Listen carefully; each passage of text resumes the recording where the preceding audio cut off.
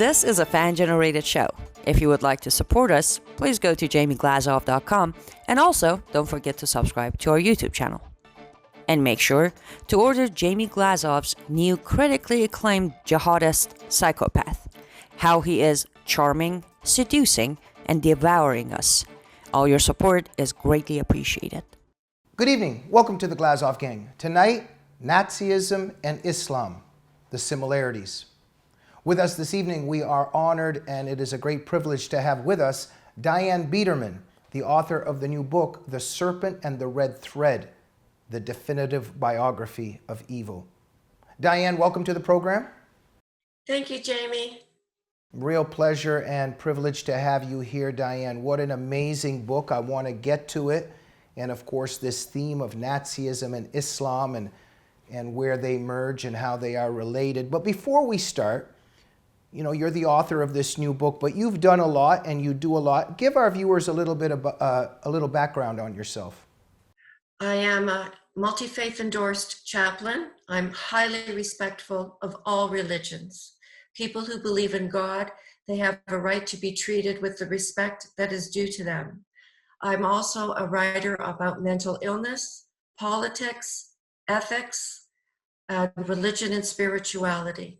I have my own blog site, dianebederman.com, and I'm the author of another book from Mantua called Back to the Ethic, Reclaiming Western Values.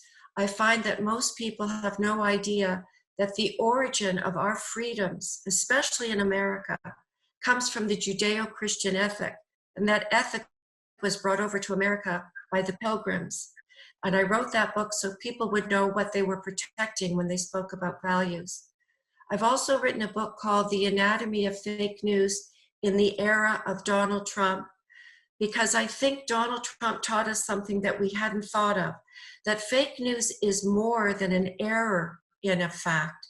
It's the egregious omission of facts, and that is dangerous. If your media is biased, it can destroy a democracy. We need an honest media. And now this book that you've just mentioned, The Serpent and the Red Thread. That's fantastic. Thank you, Diane. When you say that you're an expert in mental illness, which reminds me, I hope we can get to discussing Trump derangement syndrome, because I think that's a severe mental illness, if not also a spiritual illness, correct? Correct. I think the idea of calling the president or anyone mentally ill or senile, there is a psychiatrist, Bandy, I've lost her last name, Bandy X. Lee, who has said several times in written articles that the President of the United States is mentally ill. According to the American Psychiatric Association, you must never diagnose someone without meeting them. And when people do this, it's extremely dangerous because you're guessing. And the next question is, why would you do such a thing? So mental illness must be taken seriously. Right, and we know why they would do such a thing, because I come from a country, my parents got out of there, thank God, the Soviet regime. People were put into psychiatric hospitals for a reason when they had the wrong ideas against Marxism and its earthly incarnations. But we will get to that, Diane. Thank you so much. So look, the red thread, and you are unveiling and documenting the history of Jew hatred from the biblical era persecution through the Holocaust to today's Muslim Brotherhood, Islamic persecution, genocide against the Jewish people. Why did you, let's begin with this, why did you incorporate this Chinese literary device, I guess we could call the red thread, to connect this evil to humankind? Thank you for that question. I had started writing the idea of the different Amaleks, and I didn't really know how it was going to connect. And I was discussing this with the teacher, and she had mentioned to me this Chinese literary metaphor, this idea of a red thread that connects you from your ancestry all the way through to the present. And that red thread can bend and twist, but never break. And when she said that to me, I thought, that's Amalek. That's from the very beginning of time, talking about the people who've tried to destroy the Jews, one Amalek to another, to the present. and they're all connected through time. Wow. Now, you describe Obama as the 21st century Amalek. Could you expand on that? Yes. Um, I started writing in the book in 2016, and I was watching as I was writing that anti-Semitism was rearing its head in the left, in the parties on the left, all over the world. In Britain, we know about Jeremy Corbyn. And in Canada, we have a party, the NDP party, that has now promoted stands with BDS, which makes them anti-Semitic. But I watched it in the left in America. For me, and I used to like Barack Obama. Let me just say, I thought he was a wonderful speaker. But when he refused to cross that red line in Syria, I suppose one could say I had a revelation. You never make a threat like that in the Middle East and not cross it. And then I started to pay more attention to what he was doing. When he went on that Iran deal, that for me was one of the last moments for me when he gave them billions of dollars. He had to know either he was extremely ignorant, which I find hard to believe, or he knew that that money was not going to go to the people, that it was going to go to terrorism. And then he also refused to put down the UN 2334 resolution about Jerusalem and the Western Wall. He was saying they weren't Jewish. And instead of fighting it, he abstained. And that to me made him an Amalek, because he was attacking the Jewish state. And that's the same as attacking the Jewish people. Diane, when you mentioned that you at one time liked Obama, were you at one time on the left? I was probably more center.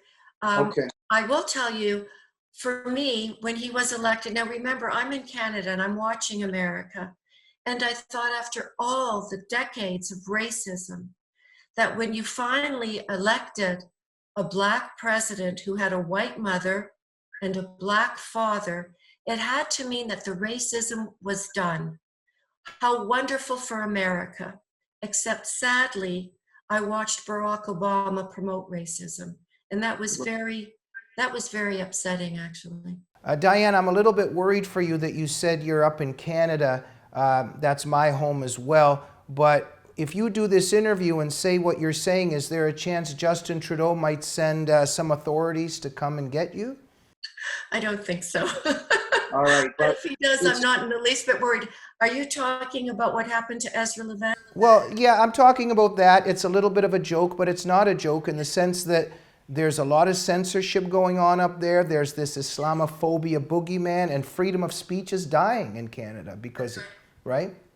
Right. And if I could, now that you've mentioned Islamophobia, it's very disconcerting that in Canada we have this Motion 103. And I understand the reason that we don't want racism or we don't want hate towards a group simply because you're a group. But the new motion actually makes Islam a race. We're now being told that Islam is a race. When you make something a race, you can't really argue against it because race is immutable. So a Black person cannot become white. An Asian person cannot become Black. But a Muslim can become a non-Muslim. So Islam is not a race. Well, Diane, what race are ex-Muslims? They're not a race, they're who they are. There are white Muslims, Black Muslims, Arab Muslims. You're not a race, you're a religion and an ideology. Well, we know that this is how the unholy alliance, Islam and the left, work together because they've racialized Islam as part of their strategy to silence our ability to defend ourselves against jihad and Sharia. Before we move forward, quickly, you mentioned Ezra Levant, brave truth teller up in Canada, freedom fighter.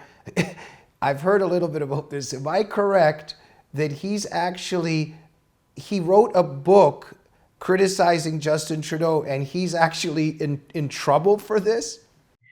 I've been reading this in our media, and my understanding is that when he wrote the book, the authorities, I'm not sure if it's the police, the RCMP, someone of authority, made him come in for an interview to talk about that book. And I have to say, That is frightening. That is frightening that you write a book and a police force or an authority force questions you about it.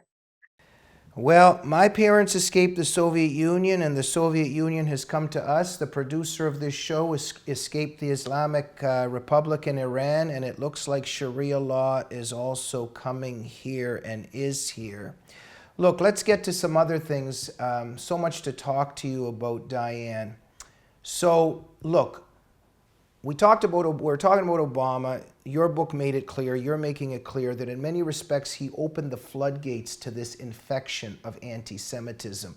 And absolutely he did. If we know about Obama and what he was doing, he was enabling jihad, he was enabling ISIS, he was enabling the genocidal war against Israel by enabling the Palestinian death cult. We know these things, and you're, very profoundly and powerfully stressing this fact. Let me get to this. Diane, anti-Semitism, it's like a virus and it's infectious, correct? That's right. There is a scientist, a writer, Richard Dawkins. I wrote about this in my first book, and he talked about something called a cultural meme, that you inherit culture in the same way that you might inherit your blue eyes. So if we take that concept of a cultural meme and put it to anti-Semitism, when Christianity began, it took a few hundred years to get going. But the point was that the Christians asked the Jews to accept Jesus as the Messiah, and the Jews said, no, thank you. And as Christianity grew, they couldn't accept it. And as we know, over the past 2,000 years, up to the Holocaust, a lot of Christian rhetoric accused Jews of killing Christ, of taking Christians and using their blood for matzah. These were the blood libels that were shared. When you teach this generation after generation, as Dawkins was saying, it sort of becomes a part of your belief system. You don't even realize that you've internalized it. And then Islam did the same thing when the Jews did not accept Allah. And originally, Muhammad, one of the first things he said was that there won't be a freedom, there won't be end of times until every Jew has been murdered. So this was also taught for 1,400 years. Yeah. So the idea of anti-Semitism is that sort of in the blood, and we have to undo the damage. Right, well, right, you're referring to, of course, Sahih Muslim 6985, that's the genocidal hadith where Muhammad is saying the last hour would not come unless the Muslims will fight against the Jews and the Muslims would kill them. I mean, this is a commandment by the leader of this religion. This has nothing to do with race, and there's many Muslims that might not follow that, but they're not being good Muslims. The good Muslims that are quote-unquote good Muslims, faithful Muslims, devout Muslims that follow Islam, they have to follow what Muhammad is saying. So look, so Islam engaged, of course, in Jew hate before Hitler. Then Hitler was very much inspired, of course, by Islam and by the anti-Semitism in Islam. Then Hitler made his attempt to do what he did against the Jewish people.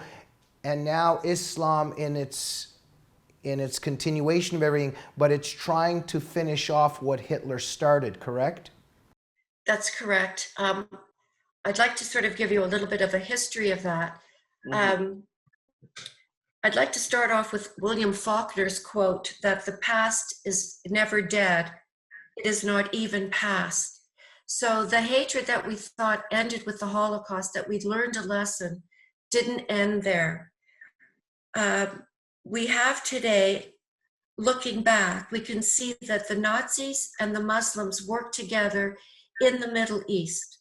Mm-hmm. And it was the Grand Mufti who wanted to ideologically and economically connect with the Nazis so he could have an Islamic world from India to Europe to the Middle East. And if we look at the map today, Jamie, there are 23 Muslim states, and they're Judenrein, they're Muslim-free, surrounding one tiny Jewish state. And as long as that Jewish state is there, there can never be a caliphate, whether it would be Sunni, Shia, or from Turkey. But during the war, Hitler asked America, Canada, and Britain to take the Jews. No one would take them. In Canada, the expression was, none is too many. When he went to the Middle East to meet with the Grand Mufti, and they became very good friends, he said to the Grand Mufti that maybe the Jews should come back to Palestine, because remember, at this time the land was under the British mandate for the Jewish homeland in a country called Palestine, but in an area. It wasn't a country. And the Grand Mufti said, I don't want the Jews either. And it has been suggested that when Hitler heard that, that was his final decision to incinerate the Jews. That helped him with the final solution.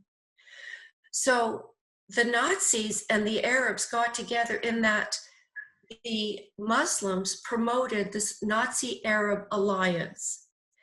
Thousands of Islamic people and Arabs volunteered to fight in the Middle East against the Jews and with the Nazis against the Allies. And I think people might remember Tokyo Rose, if you know your history. During World War II, she would speak to the American soldiers and tell them that they should give in and turn themselves in. Well, the Muslims had something like it from their Arab Higher Committee, and they would broadcast nightly very nasty messages that began with, "Oh, Muslims," and then tell them to work towards a German victory.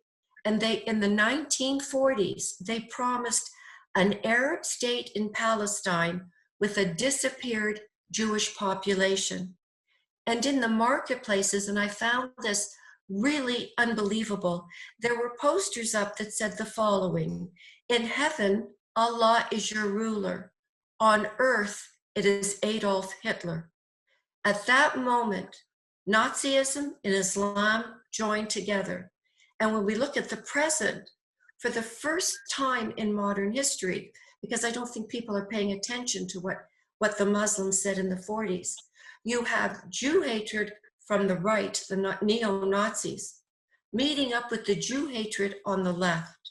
Mm-hmm. And David Duke, that famous KKK man who used to light crosses on the lawns of Black people, did not choose Donald Trump once Donald Trump became president, because he saw that Donald Trump was not an anti-Semite, as the media had promised. And he walked over and shook hands with Ilhan Omar, a dark-skinned Muslim. And what do they have in common? Jew hatred. Right, very powerful, Diane, absolutely. And you're, of course, slicing and breaking through all of this fake news and these lies about Islam, about, that Islam is a religion of peace, this slander and libel against Trump that I'd like to discuss in a couple minutes.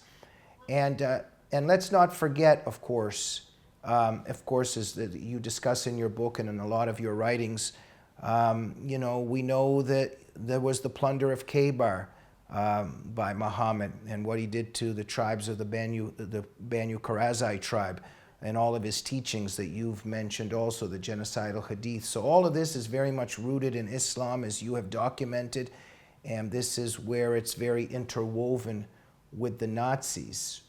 Diane, what I've always been interested in, and you've touched very much on this in your powerful, fascinating book, is that there's a notion that there's just these leaders and that the people most people don't know what is going on. But when we study Nazism, when we study Auschwitz and Dachau and Buchenwald, and when we study the Red Terror and the Gulag and Mao's Cultural Revolution, we see that there was a mass complicity in those Holocausts. And you quote Konrad Adenauer, the first post-war chancellor of the Federal Republic of Germany. And his quote is, "National Socialism could not have come to power in Germany if it had not been found in a broad strata of the population, soil prepared for its sowing of poison. It is not accurate to say that the high military of the great industrialists alone bear the guilt." And so there was a mass complicity here. There has to be a support somewhere from a population when these terrifying, evil things are perpetrated by people in charge, correct? Correct. I'll try to condense it into what happened, but Nazism did not begin in the 1930s. The anti-Semitism began in the late 1700s, the early 1800s, with different German people expressing theories about the Jews, about them being bacteria, that you cannot baptize a Jew into Christianity. Rather, you have to cut their heads off and replace them with a new head that doesn't believe in anything Jewish. For over 120 years, this was taught in the universities. In the 1880s, the universities in Germany were full of Jew hating. They had petitions that were signed against the Jews. They had professors that spoke terribly about the Jewish people, and the students loved them. So this should be ringing a bell about what's happening in the world today on our campuses. There were thousands of different magazines and articles sent out. It was in the media. The media promoted the Jew hatred. So it was across the board. And everyone was prepared to hate, especially after World War I, when Germany was really destroyed and the reparations almost killed them. They needed a scapegoat. The scapegoat was the Jews, because for more than 100 years, they had been warned. The German Aryan people had been warned about this horrible Jewish people, and I've written about that in the book. So when Hitler came, he was the end result of more than 100 years of planting Jew hatred. The other thing that took place, which is really sad, is that the media ignored this. Deborah Lipstadt wrote a remarkable book, Beyond Belief, where she wrote about the failure of the media, particularly in America, to report on what was happening in those concentration camps, because the word got out. The New York Times chose to write whatever they heard in the middle or the back of the paper, never on the front page. So here we have a media bias. In the 1940s, silence. Then you also had the silence of the churches. No one would speak, the governments. There was, for want of a better expression, a willful blindness. People turned away. There were warnings, there were hints, but people chose not to listen. They chose not to speak about the evil. And I'd like to suggest we're going through it again with the media, again with the universities, and with the political parties. Well, I'm glad you ended on that, because this is the hook to exactly my next question. This infection, as you have also mentioned in your book, has taken over and captured the Democratic Party. You know, when we look at Ilhan Omar and Rashida Tlaib, and you know, it's not just them. The Democratic Party, I mean, you know, look at Obama beforehand, etc. But very clearly against Israel, full of anti-Semites, very powerful Jew hatred there. And I mean, it's even coming from, you know, secular Marxist Jews like Bernie Sanders. You know, look at what Elizabeth Warren is saying. The Democratic Party has been infected by the red thread, correct? Yes, and it's very disconcerting to me that the only person of authority in America who said anything was President Trump. He called out the anti-Semitism, but no one running for the Democrat Party candidacy has stood out and called it out. And that's frightening. I know people make all kinds of statements about America, but I would like to suggest, as I'm now a lot older than when I first expressed opinions about America, America is the bastion of democracy and freedom. If something happens to America, there isn't a country that can pick it up. Canada won't carry it. I don't think Britain can carry it.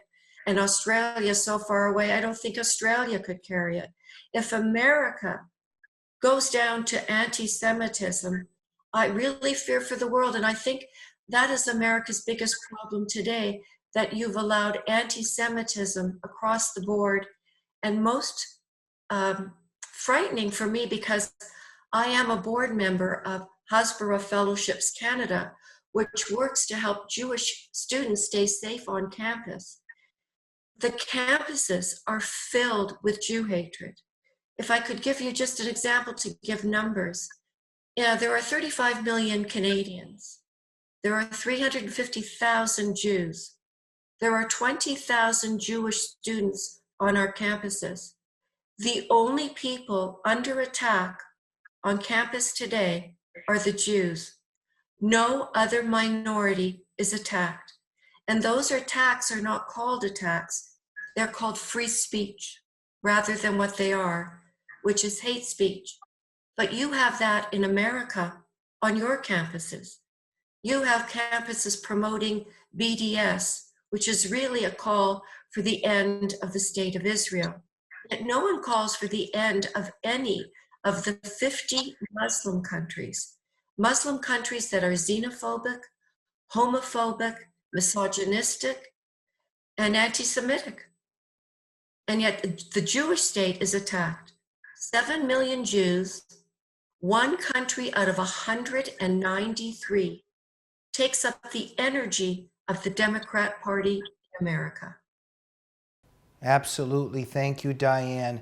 Trump has done some wonderful things for Israel, right? Correct. And I'd like to say that, having watched the media from here, the media told America that Donald Trump, I think it happened right after he put his name in for the candidacy, that he was a white nationalist, a white supremacist, that he liked Nazis, and he was an anti-Semite. Now, I never heard any examples. I didn't hear anyone give me a fact, but the mainstream media promoted this right through to the election. And people like David Duke and other white nationalists were very happy about this, and they were interviewed.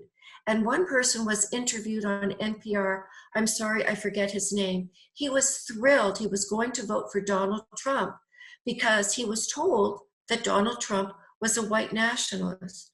And then Donald Trump became president. And Donald Trump isn't a white nationalist, a white supremacist, or an anti-Semite. And that's why David Duke, who used to be thrilled for Donald Trump running, walked across the aisle to Ilhan Omar, because he realized the mainstream media had lied about Donald Trump. Thank you so much, Diane. Our time is up.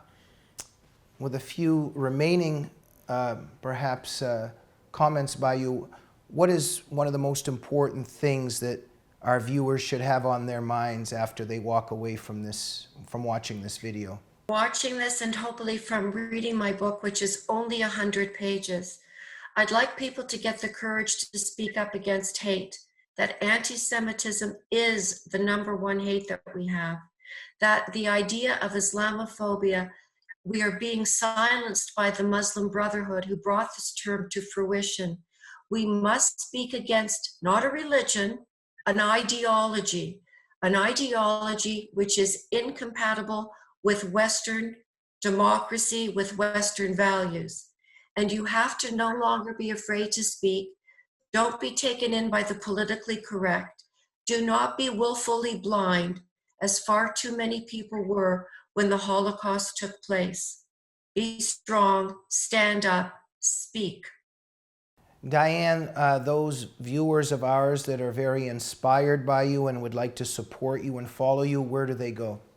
You can follow me on my blog, dianebederman.com, and you can go to Amazon and order the book, The Serpent and the Red Thread, the definitive biography of evil, published by Mantua.